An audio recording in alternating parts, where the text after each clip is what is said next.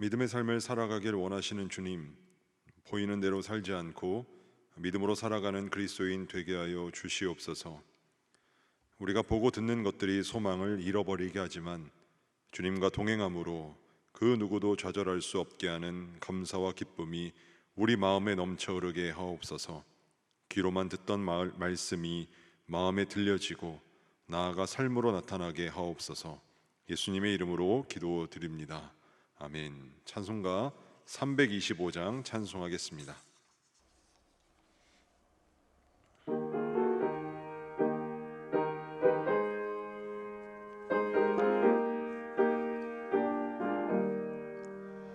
예수가 함께 계시니 시험이 오나 겁없네. 기쁨의 근원 되시는 예수를 위해 삽시다. 날마다 주를 섬기며 언제나 주를 기리고 그 사랑 안에 살면서 딴 길로 가지 맙시다. 이 세상 사는 동안에 주 이름 전파하면서 무한한 복락 주시는 예수를 위해 삽시다. 날마다 주를 섬기며 언제나 주를 기리고 그 사랑 안에 살면서 딴 길로 가지 맙시다.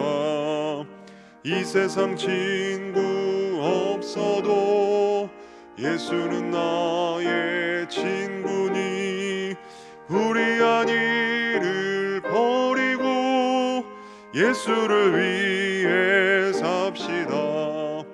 날마다 주를 섬기며 언제나 주를 기리고 그 사랑 안에 살면서 딴 길로 가지 맙시다.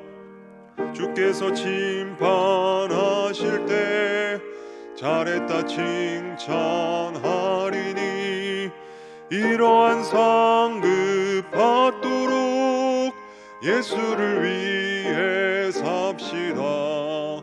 날마다 주를 섬기며 언제나 주를 기리고 그 사랑 안에 살면서 딴 길로 가지 맙시다. 오늘 우리에게 주신 하나님 말씀은 빌립보서 2장 19절에서 30절 말씀입니다. 신약성경 319면에서 320면, 생명의 삶은 92면에서 93면에 있습니다. 이제 하나님의 말씀을 봉독합니다. 내가 디모데를 속히 너희에게 보내기를 주 안에서 바람은 너희의 사정을 알므로 안위를 받으려 함이니 이는 뜻을 같이하여 너희 사정을 진실이 생각할 자가 이밖에 내게 없음이라. 그들이 다 자기 일을 구하고 그리스도 예수의 일을 구하지 아니하되 디모데의 연단을 너희가 안하니 자식이 아버지에게 함같이 나와 함께 복음을 위하여 수고하였느니라.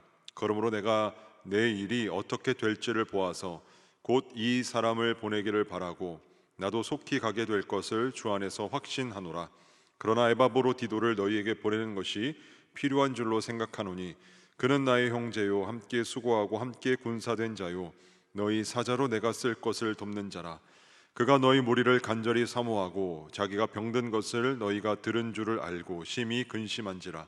그가 병들어 죽게 되었으나 하나님이 그를 긍휼히 여기셨고 그뿐 아니라 또 나를 긍휼히 여기사 내 근심 위에 근심을 면하게 하셨느니라.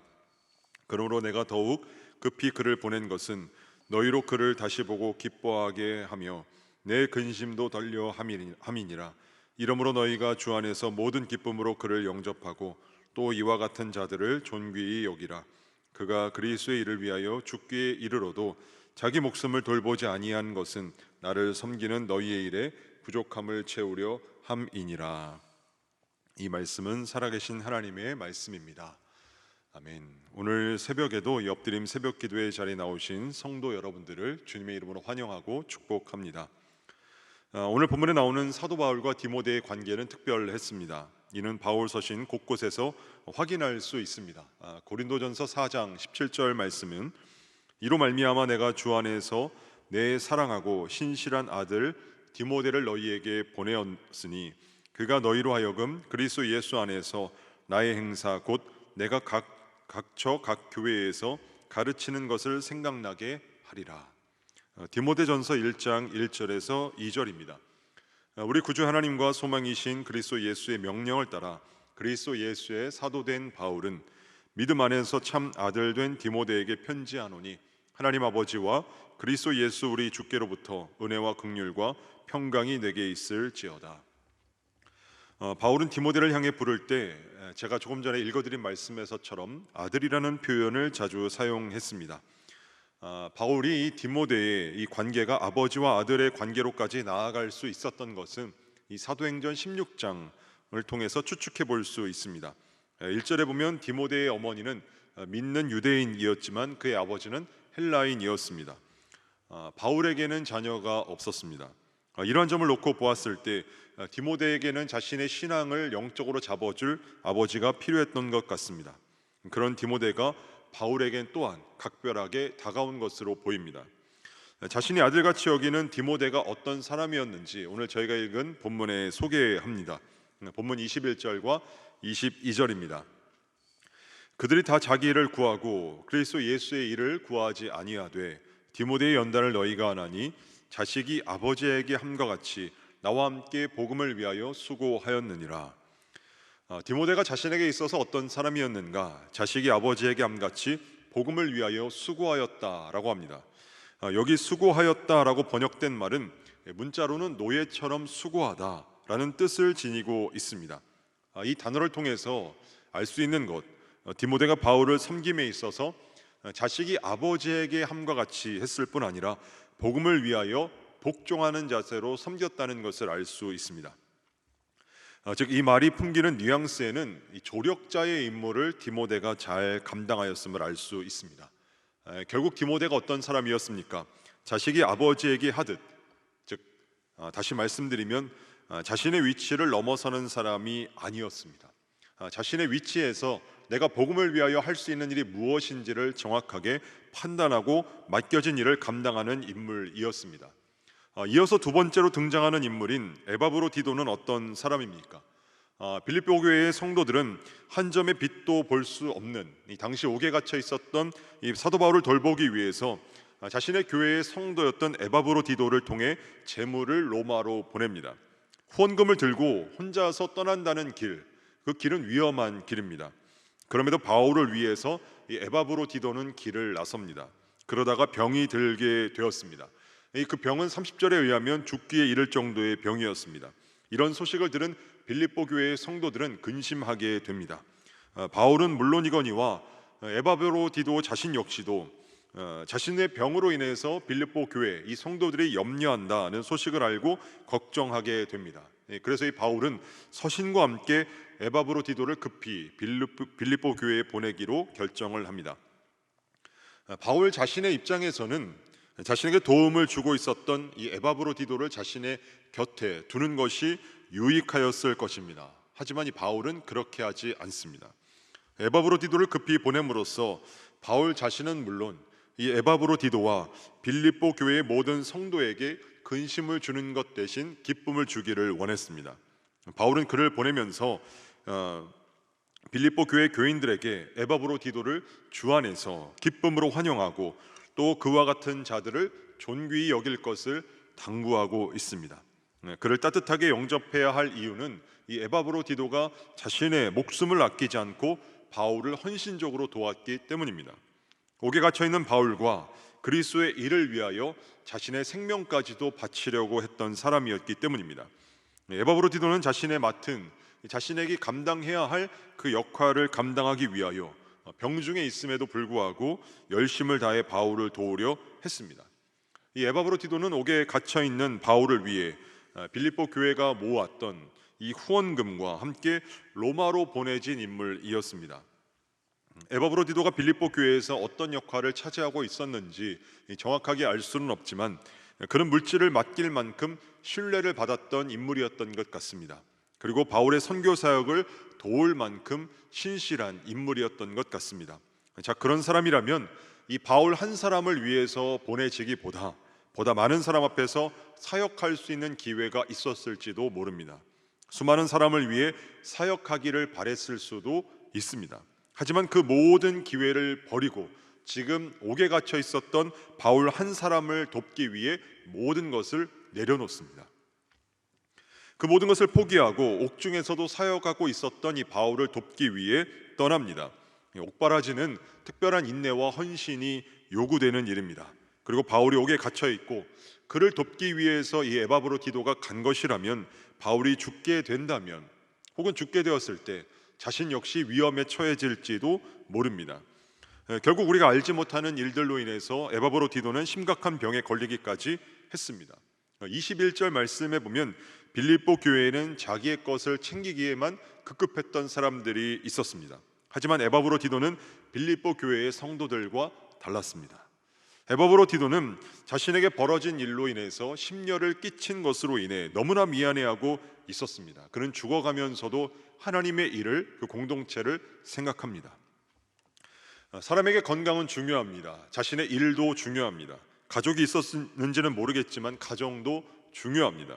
에바브로디도 자신도 그것을 역시 모를 리가 없지 않았을 것입니다. 하지만 그는 그리스도의 일을 위하여 죽기에 이르러서까지 최선을 다하는 모습을 보여줍니다.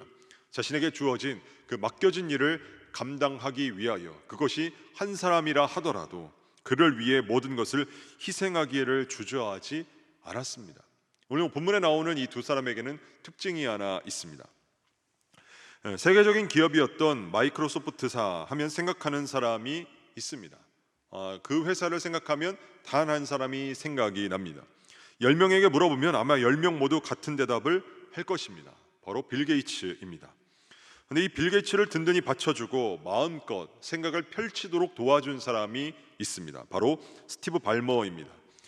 그래서 이 빌 게이츠 없이는 회사는 운영이 되지만 스티브 발머가 없으면 절대로 돌아가지 않는다라는 말이 있을 정도랍니다. 이를 성공적으로 감당하기 위해서는 빌 게이츠와 같은 사람들 곁에서 그림자처럼 움직이는 스티브 발머와 같이 협력할 줄 아는 사람들이 있어야 한다는 것입니다. 이와 같은 사람들은 성경에서도 발견할 수 있습니다. 아브라함에게는 엘리에셀이 있었고 모세에게는 기도하는 팔을 잡아주었던 아론과 훌이 있었습니다. 다윗에게는 자신의 생명을 사랑한 요나단이 있었고 엘리야 곁에서는 엘리사가 있었습니다. 이 바울 역시 하나님의 사역을 온전히 감당할 수 있었던 이유는 자신 곁에 이와 같은 동역자들이 있었기 때문이었습니다. 복음을 전하는 일에 있어서 각자 자신의 위치에서 그 역할을 최선을 다해 감당하려고 하는 사람들이 있었기 때문이었습니다. 바울에게는 2차 전도 여행 때 만나 합류하고 그와 동행하며 그를 섬겼던 누가가 있습니다. 자신을 변호해 주던 바나바도 있었습니다. 감옥에서 함께 고통을 당했던 실라가 있었습니다. 자신을 위해 자기들의 목이라도 내놓았던 브리스가와 아굴라 부부도 있었습니다. 로마서 16장에는 이 바울의 동역자들의 명단이 공개되어 있습니다. 게다가 그의 주변에는 아름다운 교회들도 있었습니다. 갈라디아 말씀에 의하면 자기들의 눈이라도 빼어줄 정도로 바울을 사랑했던 갈라디아 교회 성도들이 있었고, 고린도후서 말씀에 의하면 환난이 많은 시련 가운데서도 바울을 위해서 풍성한 연보를 넘치도록 했던 마게도냐 성도들도 있었으며, 모든 일에 넉넉하여 너그럽게 연보했던 고린도 교회 성도들도 있었습니다. 그런데 문제는 어디에 있습니까? 이와 같은 사역들을 감당할 때, 이와 같은 일들을 감당할 때 돕는 일에 조력자의 역할을 감당하려 하지 아니하고 나 중심적인 삶을 감당하려 하려는데 문제가 있게 됩니다.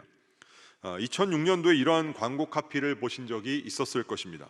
자동차 광고입니다. 아직 잠들어 있는 자 99%, 이미 깨어 있는 자 1%, 무리들이여 안녕, 대한민국 1%, 그리고 자동차 이름이 등장을 합니다. 이번에는 아파트 광고입니다.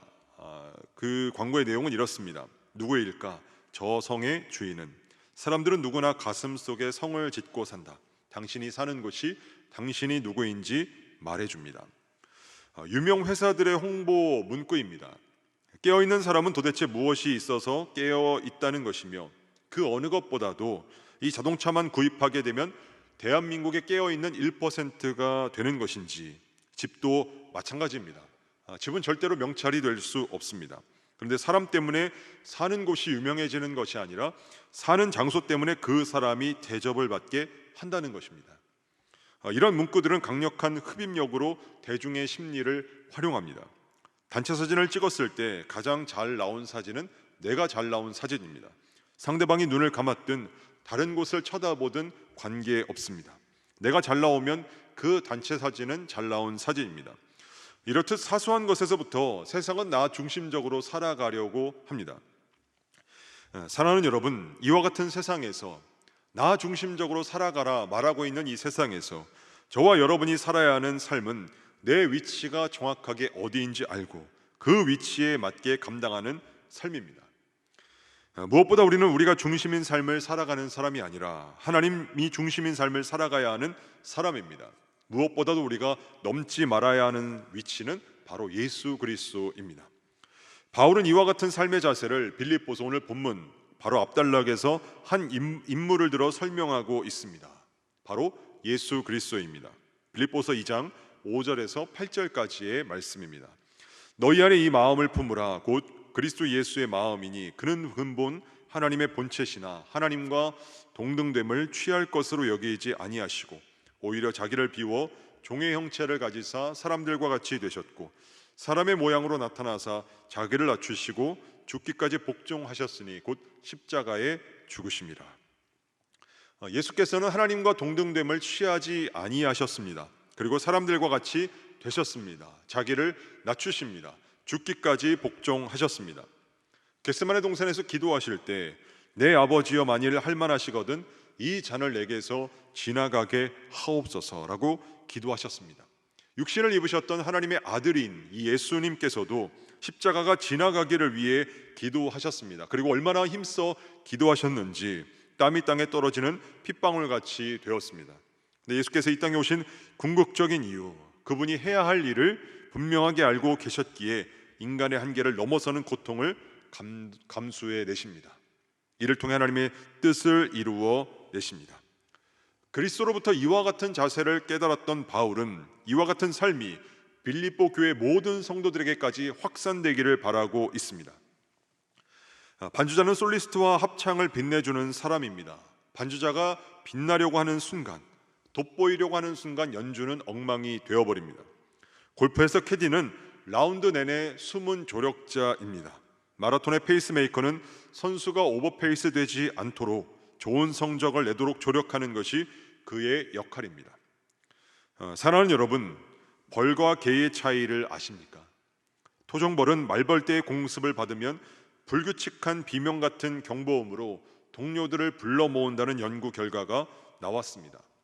일단 일벌이 이런 공습 경보음을 내면 동료인 일벌들은 벌통 입구에 모여 방어 활동을 펼치기 시작합니다. 동원령인 것이죠. 벌통에 침입을 하려고 시도하고 있는 말벌을 공처럼 둘러싸 열을 발생함으로써 못 견뎌 죽게 만드는 것입니다. 근데 개는 다릅니다. 크랩 바구니 이론이라는 것이 있습니다. 개를 잡아 바구니에 여러 마리의 개를 놓으면 이때 잡힌 개들 중에 한 마리가 탈출을 시도합니다. 그러면 다른 개들이 탈출하는 개를 도망하지 못하도록 막는 현상이 크랩 바구니 이론이라는 것입니다. 뚜껑을 열어놓아도 개가 탈출하지를 못합니다. 우리도 복음이라는 목표를 위해 자신의 위치에서 맡겨진 역할을 감당하려는 삶의 자세가 필요합니다. 여러분이 계신 자리가 때로는 순서가 마음에 들지 않아도, 혹은 방식이 마음에 들지 않아도, 무엇보다 사람이 마음에 들지 않아도 복음을 위해서라면 나를 낮추고 복종하는 수고를 감당할 수 있는 우리 모두가 되실 수 있기를 축복합니다. 복음을 위해서라면 때로는 내가 자유로울 수 있지만 자유도 포기하고, 복음을 위해서라면 내가 권한도 있지만 권한도 포기하고, 복음을 위해서라면 자신도 포기하는 이와 같은 삶을 통해서 디모데와 같이 또 에바브로디도와 같이 무엇보다도 우리가 따라야 할 궁극적인 모범이 되신 예수 그리스도와 같이 하나님의 뜻을 이 땅에 이루는데 우리의 삶이 온전히 드려질 수 있기를 축복합니다. 바라기는 이와 같은 삶을 통하여서 우리가 있는 모든 것끝마다 하나님의 복음의 역사가 온전히 펼쳐나가는 귀한 복된 삶의 은혜를 누리는 저와 여러분 되실 수 있기를 주님의 이름으로 축복합니다. 기도하겠습니다. 복음의 귀한 동역자가 되길 원하신 하나님, 하나님 나라의 일은 아름다운 돕는 자들이 필요합니다. 우리 모두가 디모데처럼 에바브로디도처럼 협력하여 교회를 세워가게 하여 주시옵소서. 함께 수고하고 함께 군사되며 그리스도의 일 때문에 목숨도 아끼지 않는 하나님의 충성된 일꾼들이 다 되게 하여 주옵소서. 이와 같은 수고로 인해 하나님의 일이 확장되는 귀한 역사가 일어나게 하여 주시옵소서. 원로 목사님을 통해 우리가 머물고 살아가는 삶에서 온전히 하나님의 나라가 세워지게 하옵소서. 허요한 담임 목사님, 슬픔에 억눌린 이들, 낙심 가운데 있는 이들을 위로하는 위로자 되게 하옵소서. 영적 침체에 빠진 이들이 말씀을 통해 하나님을 만나고 회복되는 역사들이 일어나게 하옵소서. 2023년 광야 여정에 동행하소서라는 표어로 시작한 귀한 안산제일교회를 축복하사 광야와 같은 삶에서도 동행하시는 하나님으로 인해 새로운 비전과 소망을 품게 하여 주셔서 개인과 가정을 살리고 직장을 살리며 지역을 살리고 더 나아가 나라와 민족을 살리는 복된 교회가 되게 하여 주시옵소서. 이 새벽에도 귀한 헌금을 드린 손길이 있습니다. 모든 손길을 축복하시고 이 예물이 주님의 마음이 향하는 곳으로 흘러가게 하여 주시옵소서. 어려움 중에 있는 이들에게 하나님의 사랑이 전해지게 하시고 복음을 듣지 못한 이들에게 하나님의 나라가 선포되는 데 쓰이는 귀한 예물 되게 하옵소서. 이 새벽에도 각자가 가지고 나온 기도의 제목이 있습니다. 새벽 예배를 통해 매일 하나님께 귀 기울이게 하시고 이 자리가 하나님을 경험하는 자리가 되게 하시며 응답의 은혜가 넘치는 복된 자리가 되게 하여 주시옵소서. 예수님의 이름으로 기도드립니다. 아멘. 하늘에 계신 우리 아버지, 아버지의 이름을 거룩하게 하시며 아버지의 나라가 오게 하시며 아버지의 뜻이 하늘에서와 같이 땅에서도 이루어지게 하소서. 오늘 우리에게 일용할 양식을 주시고 우리가 우리에게 잘못한 사람을 용서하여 준 것 같이 우리 죄를 용서하여 주시고 우리를 시험에 빠지지 않게 하시고 악에서 구하소서. 나라와 권능과 영광이 영원히 아버지의 것입니다. 아멘. 이 시간 기도하실 때 나라와 민족과 교회를 위해 그리고 오늘 말씀을 놓고 계속해서 기도의 자리로 나아가겠습니다.